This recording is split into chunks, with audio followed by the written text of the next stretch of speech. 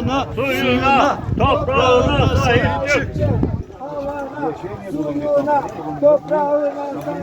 Biz Perşembe günü burada bir eylem yaptık. Anan'a gittik.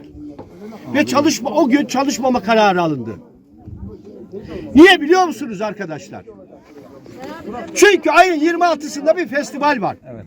Bu festivalde aykırı ses istenmiyor. Aykırı ses istenmiyor. Görüntü verilmek istenmiyor. Keyifleri kaçıyor çünkü. Ve valilik diyor ki jandarmaya dağa taşa dikileceksiniz, kimse geçmeyecek. Kimse geçmeyecek diyor. Çünkü biz doğru yoldayız. Biz bu ülkeyi savunuyoruz, bu yaylaları savunuyoruz. Yurttaşlar diyor, eylem yapanlar diyor, Anan'a gidip diyor, şirketin araçlarına zarar verecek, bunu önlemek için oraya asker gönderiyorum diyor. Yani bizi suçlu ilan edip hedef tahtasına koyuyor. Bize yurttaşına güvenmiyor ama şirkete güveniyor.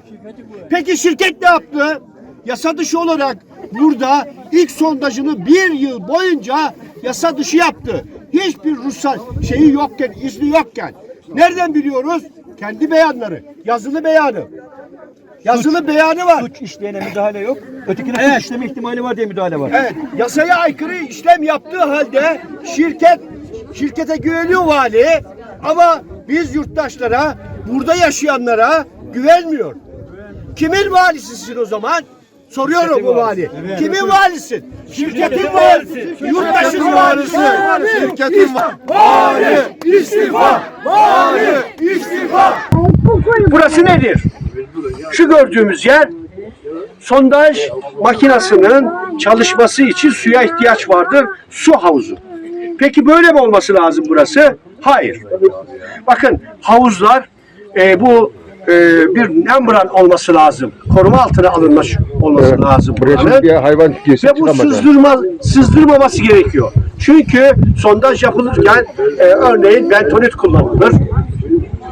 Burası bazı kimyasal kullanılır. Bu sondaj makinesi 500 metrede aşağıya inebilir. 5000 metrede aşağıya inebilir.